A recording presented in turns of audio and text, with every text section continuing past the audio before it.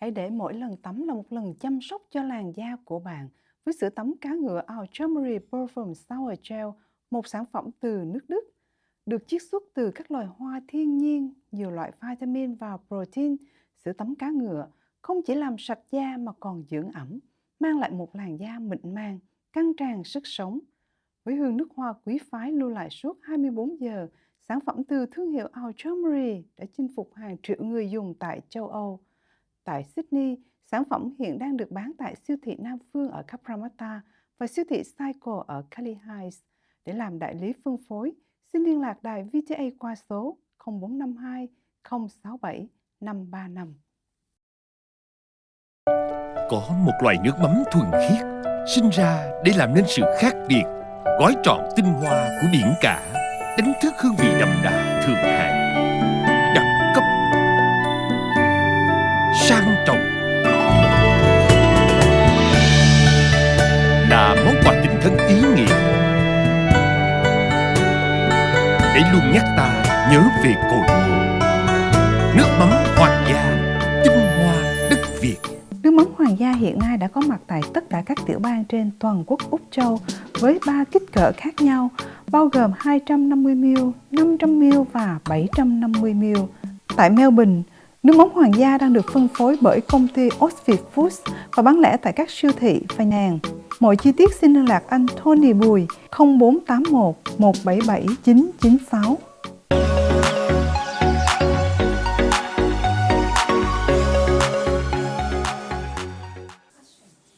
Good afternoon, everyone. Welcome back to our Sunday show, and I'm Ken Fan. And I'm Anthony Nguyen. So today we talk about what young generation concern the most. Big thing, right?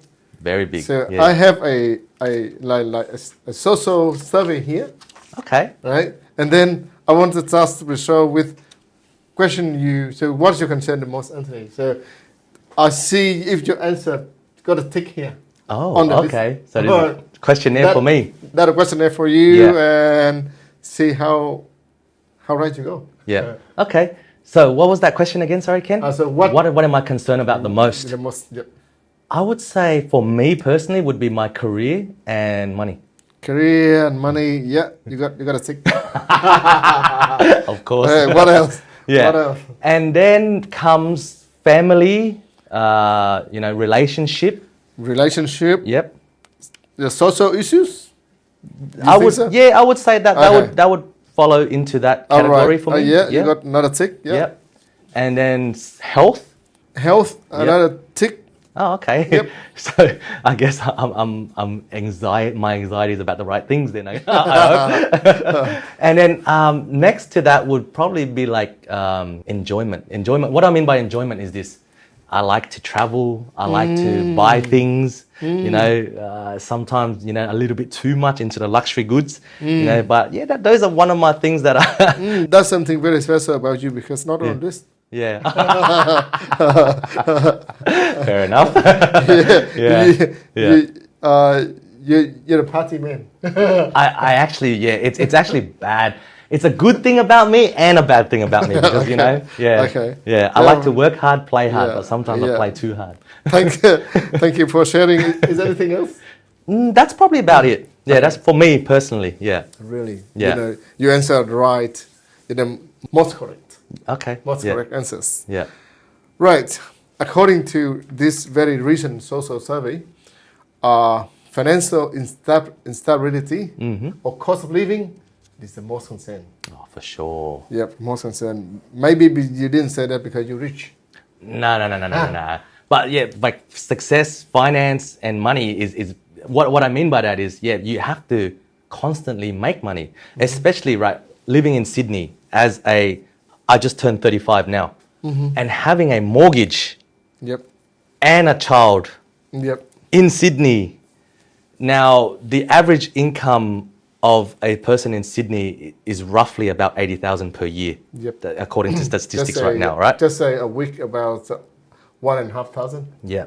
Now mortgage, on average, because the Sydney house is worth 1.4. Yep. So someone's mortgage right now is easily over $1 million. $1 million, Yeah. yep. So that means at 6%, The average going rate right now is about 6%. That means they have to come up with $6,000 a month in order to hold this house. Right. That means you have to have a combined income. So do you see the stress when I Stress, talk about money, right? Yep. I'm sorry. So you Yeah. work for the mortgage, 100%. and your wife work for living expenses, That's right. Now, Ken, and nothing left for saving. yeah, but let's talk about that for a second now. What if my wife has a child? She can't work. Yep. Then what? Yeah. And what if I one day broke my leg? Can't work. So Too risky, right? it's very risky, especially for home buyers today at my age group. That's why the highest thing on our priority is to go and make money. Really, what you just shared, I would say, applied politicians, policy makers there to listen, because you guys responsible for this. You guys, country executives, I would say, country executives, Yep. have to answer the question: is that why you put people, right, normal people, right, working people, at risk? I would say financial risk. Very risky and high stress and anxiety. Yeah, because think about it, Ken, like if everything has to go smooth in your life for you to be able to mortgage a house. But as you know, black swan events happens all the time to everyone. Yep. There is no such thing as a smooth sailing, Yeah, true or not, right? So yes, very high anxiety. And that's why, when you ask that question, straight away, the first thing I say is money. Yep. Yeah. So, thank you for sharing. And my concern is what the solution? Because you have to find a solution for the issues, right? Yeah. So that's your issue. That's Yes. your generation issue. So what the solution there? You can't wait for the government to help. No. You can't. Yeah. Too long. Yeah. You have to help yourself first. I would like to hear what's your solution. Okay. Or what your recommendation to your friends, to the people out there. Yeah. Okay, so there are a few ways, because right now, most people are trading time for money. Would you agree, Ken? So, Yep.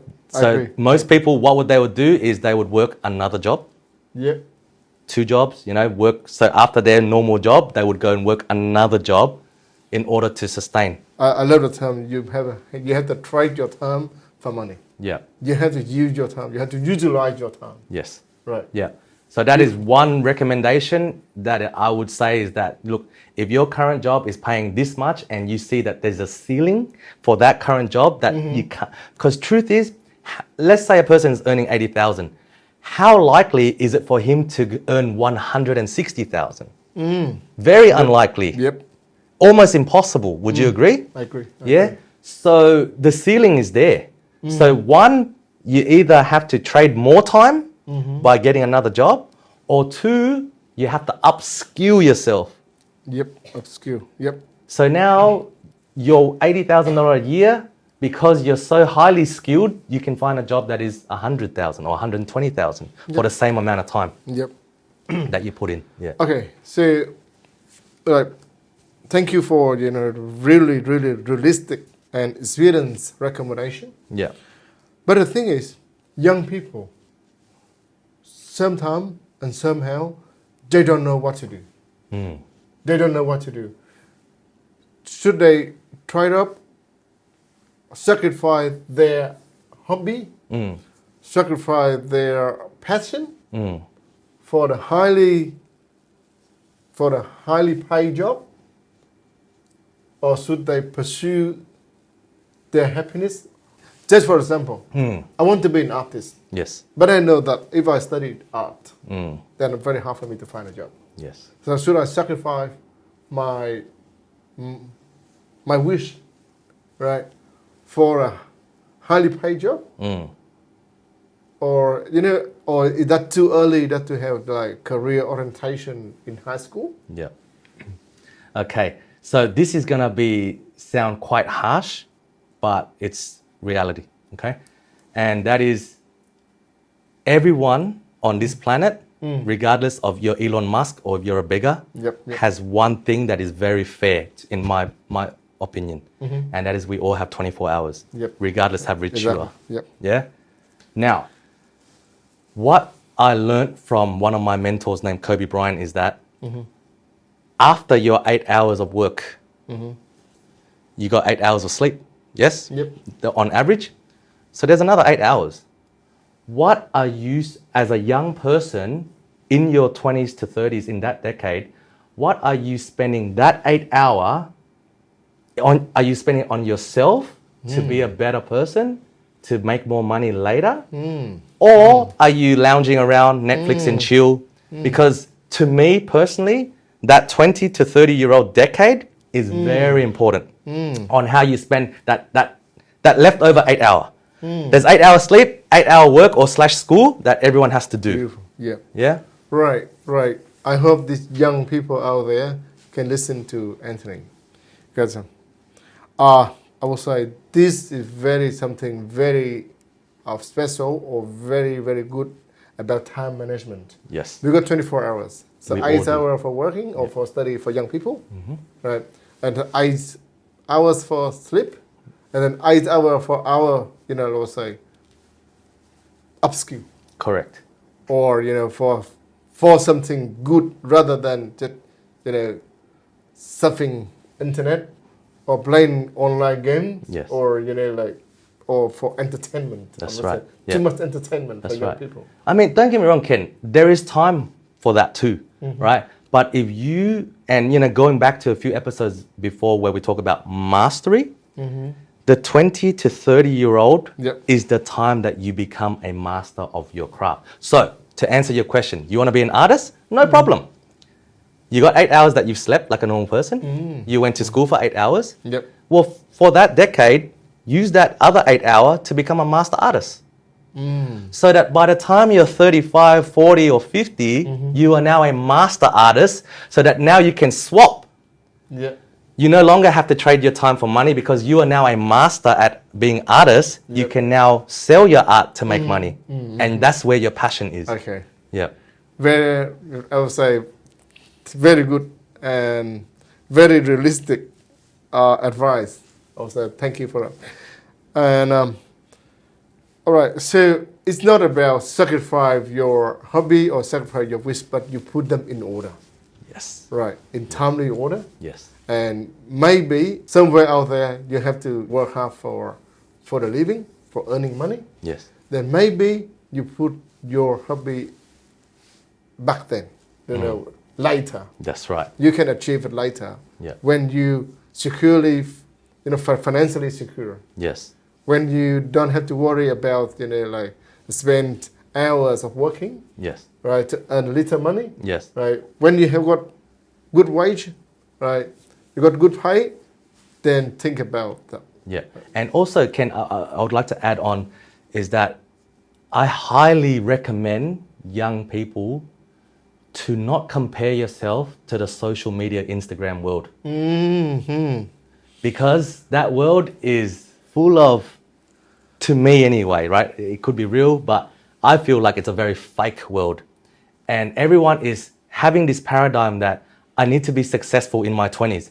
I need to be a millionaire by I'm 30. I want to be fully financially retired by 35. Look, unless you're a tech genius like a Elon Musk, Bill Gates and all that stuff, it's very unrealistic for those things to happen. All right? So get that out of your mind. It's all about the process. It's all about being master at what you do. And then you'll reap the rewards later down the track. Put away those Instagram world where, they're millionaires by the time they're 25. Very rarely does that happen. Very rare, yep. Yeah. And what you just said, really, I concern for Gen Z, because they said, they're feeling high pressure from social media and digital overload, Yes. and they fear of missing out. Yes. They call FOMO. FOMO. Yes. Fear of missing out. Yes.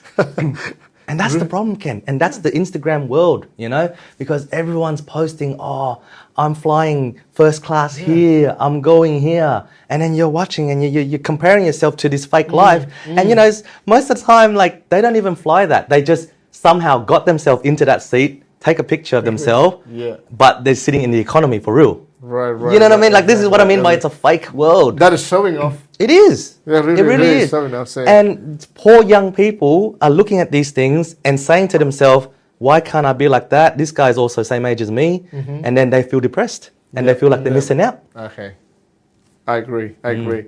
So people out there, you have your own judgment, right? What is real and what's unreal. Yeah. All right. At your age, you can't be that rich. It's Very rare. very unrealistic. Unless you inherit big wealth from previous generations. Yes. Right. So be you. Yes. Be you. Yes. You don't have to be anyone else. Yes. Right. Be you. And I want to move to the next topic. It's Sure. about mental health and burnout. Beautiful. That is Something I want to second- talk about. Yeah. That the second, high concern Yes. from young people. Yes. Yes. What do you Okay. think? So it's a real thing. It's a real thing. And even myself, but you see, like, lucky for me, I've been studying with mentors and, elite athlete. Like, so I've been practicing Kung Fu for the last 15, nearly 20 years now. Yep. So his name is Gary Martin. He trains Australian Olympic athletes Yep.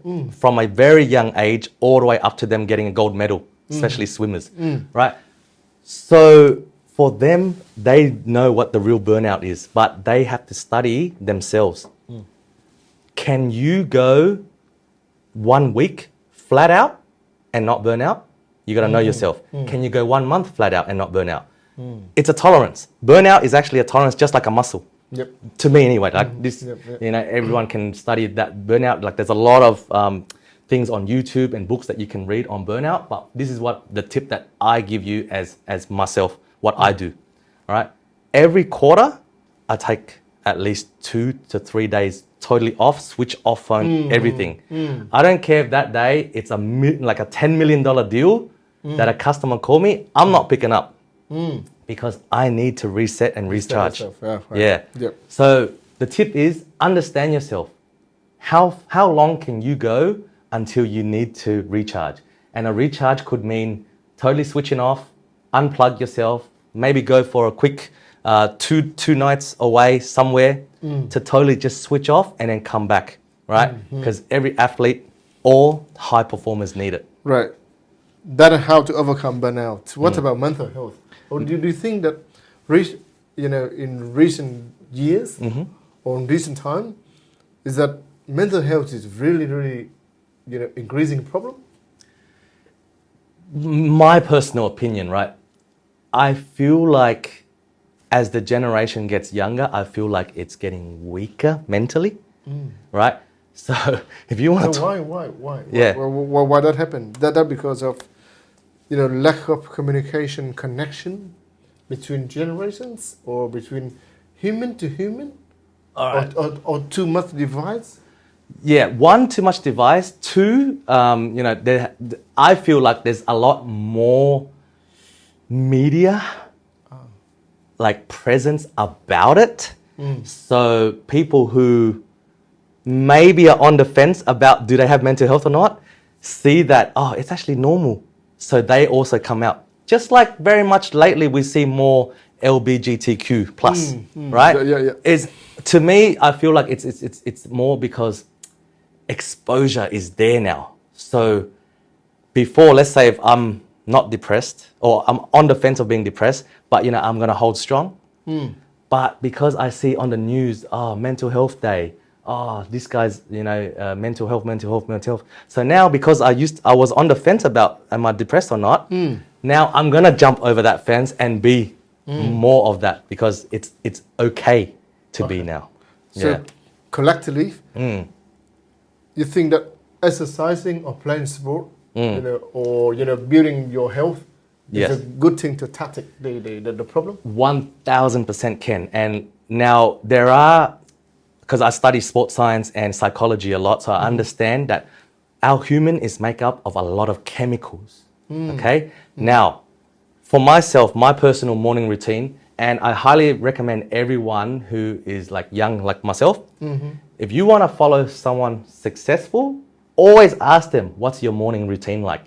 And 90% of them, I guarantee you can. And I've been studying so many high performance people, especially in the real estate world, in the finance world, in the business world. They all share a very similar morning routine. They wake up before the sunrise. So that's my schedule. I wake up at 5 a.m. They all do a workout every day, 6 days a week. Yeah. And then they would do some meditation / journaling. Right. Yeah. So Gen Z and millennials, if you can hear, if you can listen, please pick a certain kind of sport that suits you best. Yes. Do more exercise. And parents out there, please, remind your children to do exercise, Yes. to build up your physical health. Yes. That's very important. Yeah. And because physical health will help mental health. Yes, because you see, once a workout is done by a person, there is a chemical release called endorphins. And endorphins is the feel-good chemical for the body. Yep. So one, you got endorphins after a workout, so you don't feel depressed because you feel good. And two, consistent workouts builds dopamine. And dopamine is what gives self-confidence. Is the two very special chemical that is released through hard workouts. And I have to repeat, hard workout. You have to sweat, okay? Not, I went to the gym today, but really you didn't do much. You're not going to get endorphins like that. The way to get endorphins is you're puffed out, your shirt is half wet, you will feel the feeling that I'm talking about. And if you want to come, I'm at Mounties Gym at 5 a.m. every day if you want to come and work out with me. Okay. And really, and when you do exercise, it's not only you happy, your body happy. Correct. Your body happy. Yes. So, let's make your body happy. Yeah. Right. You know, they say happy body, happy mind. So mental health, yes, for me personally, I don't feel it. I mean, don't get me wrong. I feel burnt out. I feel stressed. I feel anxiety all the time. Yep. But I don't feel like I have mental health issues because I make sure I work out a lot. I keep my body healthy. And, once your body is good, your mind is strong. And it gives you the feeling of whatever comes my way, I can handle it. Okay. I wish we have more time to talk about this. And we promise you that we will back to this topic again in the coming shows. Yes. Thank you, Anthony. Thank you very much, Ken. Thank you. Yeah. Thank you. And I'll see you next time for the Sunday show. And thank you for watching.